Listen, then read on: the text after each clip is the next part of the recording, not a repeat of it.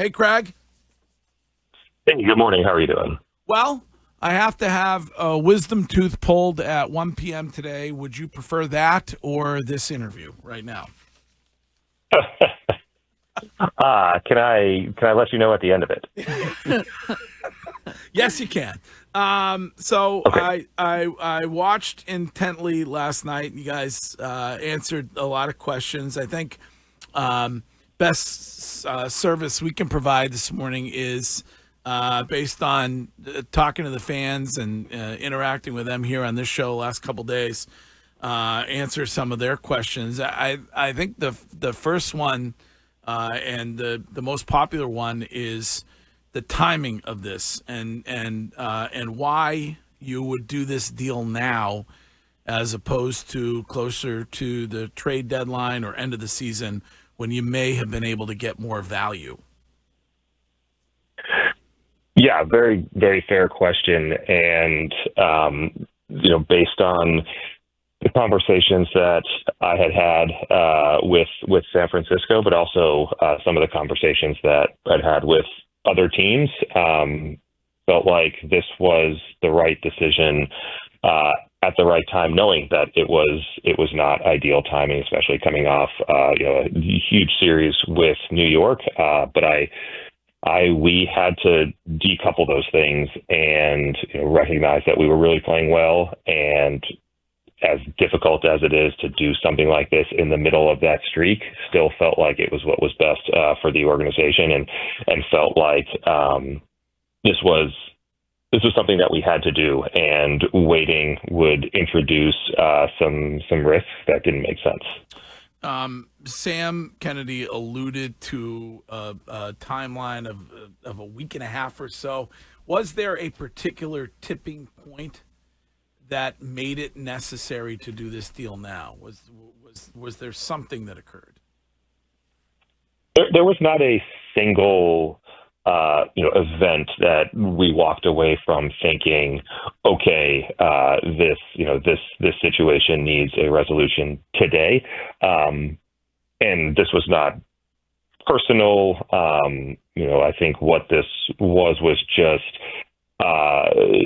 the chance to zoom out a little bit and kind of replay all of the events that got us to here, and recognize that our paths had diverged, and what was best for the organization and probably what was best for Rafi was to give both sides a fresh start. We had the chance to do that with this deal, the opportunity to get back some guys that we think are going to impact our big league team in areas of need. In the short term, Hicks when he gets healthy, Harrison.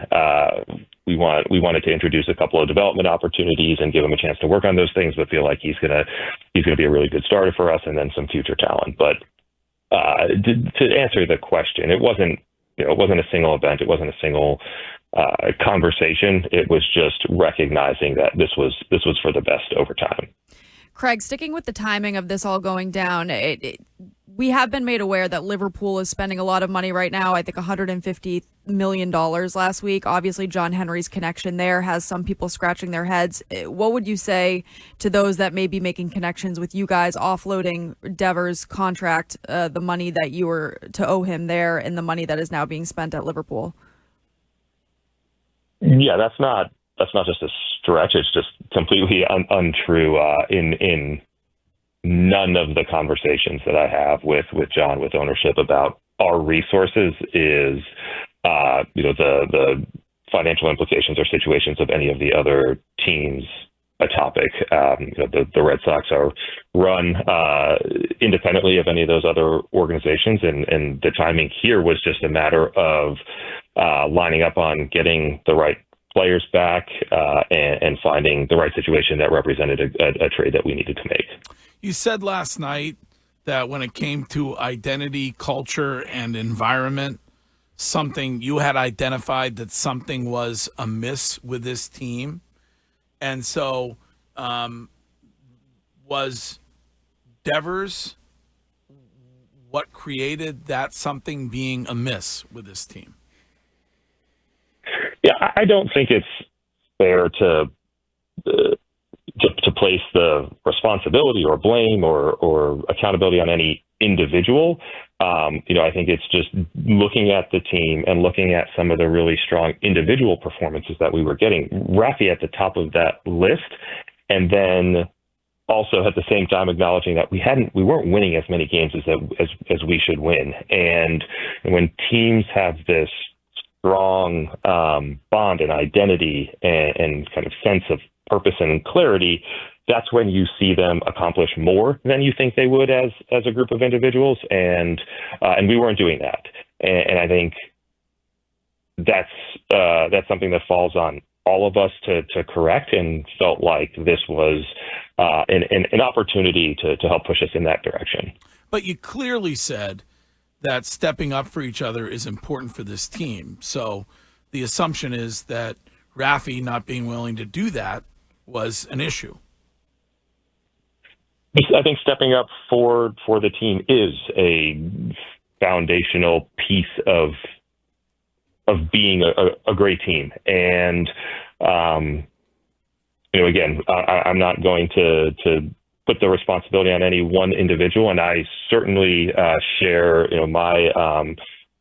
my role and my blame in this. I think it's more just acknowledging that we got to a point where it was best to give each side a fresh start. And we feel like this is what that represents. Craig, as a former athlete, I've been in this situation where we traded away our best player. And generally, it's two reasons. One, it's money. And Devers obviously has his money. And the other one is buying into the culture and being a big influence in that clubhouse that maybe he could get into the ears of some of the younger guys. Is that really part of the reasoning why? And if he would have bought into the culture, would he still be here today? Yeah, I don't know the right answer to that. I know that Rafi was a really important part of this organization for a really long time, and most of that time, predates me. But he was a World Series champion, an incredible hitter, and the performance on the field has largely spoken for itself. Now we're at a different moment in time where the needs of our team, the needs of our roster have changed, and the environment that we want to create is one where there is this accountability and buying into, stepping up for each other. And we feel like it was best to execute this trade to get players back that we like, and to give both sides the chance to reset a bit. Craig, there's a report out of Baseball America. Jeff Pontes, I'm sorry if I'm mispronouncing his last name, said on the Foul Territory podcast that there was a deal that was vetoed that was made by the organization because the Red Sox had to take on some of Devers' money. Is that accurate?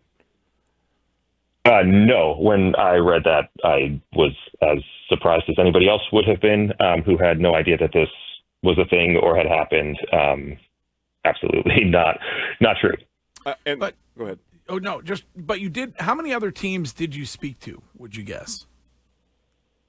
Without putting a number on it, we had spoken to teams that had expressed, interest in Rafi. I think because so much of what has happened here over the last 6 months or so has been pretty public. There have been teams that have reached out, throughout this process.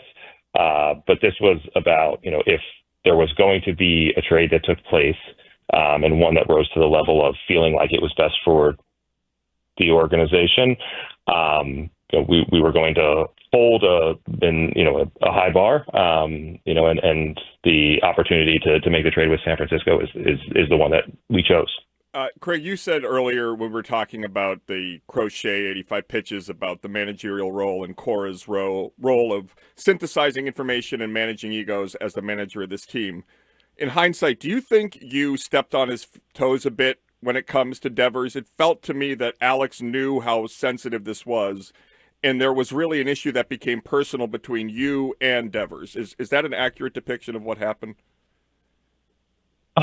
So the first thing I would want to say is, at least from my perspective, this is not personal. I have nothing personal against Rafi, and have a ton of respect and appreciation for what he is capable of doing as a baseball player and who he is as a man. Now, in terms of the way that things played out and whether there was a better way to communicate, I think the answer is yes, just given where we are and how we got here. But I would hope that Alex doesn't feel like I stepped on his toes. Did we know that this was a sensitive topic? Like, yes, based on how some of the previous conversations had gone.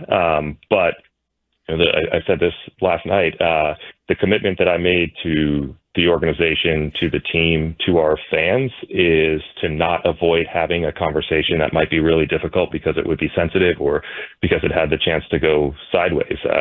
We felt like there was an opportunity to improve the team by approaching Rafi with the possibility of, getting some work at a new position. And so I felt like I needed to do that. I think in retrospect, it's a conversation that did need to happen. But if there was a better way to have it, which I think is becoming clear, then that's something I need to appreciate and reflect on and make sure I do better. For those fans, and there are a lot of them who feel like this move was just about dumping salary, can you commit to spending that money elsewhere to improve the team? That's the intention, and I understand the fans' criticism and even outrage over this, but in no way is this signaling that we don't believe in our 2025 team. And that was a conversation that I had with a majority of the players yesterday on a one-on-one basis, was making sure that these guys understood that we went into this season believing that we were capable of a deep postseason run, and that has not changed at all. We brought back some pieces that we feel like could address areas of need, and we have resources now to continue to look to improve and upgrade the team as we approach the deadline. But you're 19th in salary now, and you're charging top 2 or 3 to go to a game, to consume the Red Sox is as expensive as any market in baseball, basically.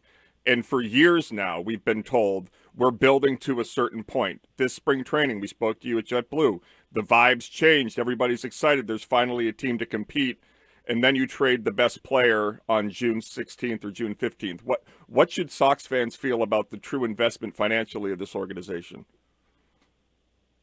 No, I again understand and empathize with that position. My job is to put a team on the field that holds up to upholds the standard that our fans expect, and that is one that's capable of winning the division, that's capable of making a deep postseason run. That is what our baseball operations group and our coaching staff is committed to, and what we are intent on accomplishing. My hope is that if this team continues to play the way that we have over the last week and a half or so, and we can continue to make progress and climb up the standings, then it's a team that our fans will be proud of. But I have a pretty clear understanding of what the expectations are of our fan base, and our job is to deliver on that. Craig, from the outside looking in, it looks like this thing kind of went sour right before spring training and the offseason. Would you say, because you said there were some things you would have done differently, at any point in time was Devers told that he would have an opportunity to be the opening day starter at third base, whether that was from you or Cora, that might have led him to believe that he would have a realistic chance to play third base, which ultimately led to kind of where we are right now? I think at this point, it really is best to keep some of the details of a number of conversations that took place between Rafi and Alex and me and Rafi's agents, to ourselves, given where we are, given that, we are fully focused on looking forward and continuing to play really good baseball. And Rafi is in San Francisco and starting the next chapter of his career. But the thing I will say is I reflect on those conversations and our decisions and approach to them every day, so that if there's a similar situation that arises, I hope I'm better equipped to handle it in a way that it doesn't get us to this point. Craig, if you don't want to talk about that, there were some rumors that maybe back in spring training was when you guys started shopping him around because you didn't like how he handled that, or that even Devers himself asked for a trade. Could you clarify that? Because I know now we're saying that things came to a head a week and a half ago, but there are reports out there that it was back in spring training when you guys decided that you were going to part ways. Yeah, I don't think I don't think I would say that at any point we shopped Rafi Devers. He's not the type of player that you shop around.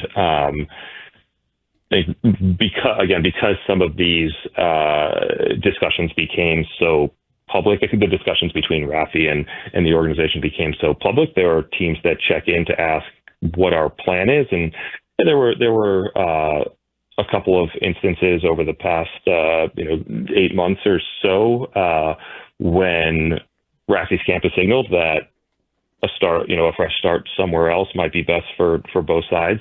And ultimately, this is where some of those conversations led to. But again, this is not personal. This is not the Boston Red Sox versus Rafi Devers. Rafi's has been an incredibly meaningful piece of this organization for a really long time and a World Series champion.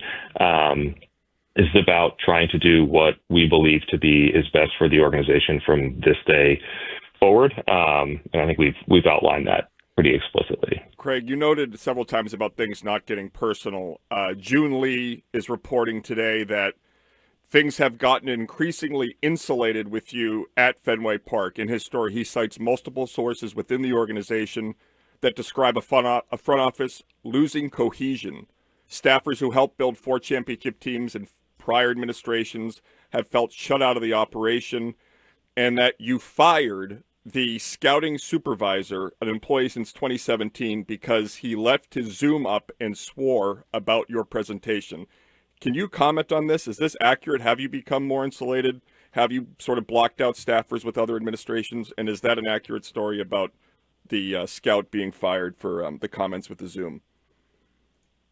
Yeah, well, I guess working backwards there, the scout situation, not something I'm going to comment on. But the first piece, if I or the front office has become increasingly insulated, that's absolutely not the direction that we are trying to head. What I will say is, over the last year and a half since I got here, I have spent quite a bit of time trying to understand our operation, our people, the way that we are set up. We've grown significantly in size over the last several years, and I think in some ways it had maybe removed or detached some of our people from what was happening on the field, and anchoring all of the work that we do to what's happening on the field at Fenway Park and the wins and losses of the team is something that's critically important to me. And I feel like my job is to strike the right balance of people who have been here for a really long time and have contributed meaningful value to the 4 World Series championship teams under this ownership group, and also balance that with the fact that we're where we are. I am here because the results on the field have not been good enough for the last several years. And so to continue to do exactly what we had done in the way that we had done it, I think would be a recipe for continued disappointment and frustration from our fans and from the organization.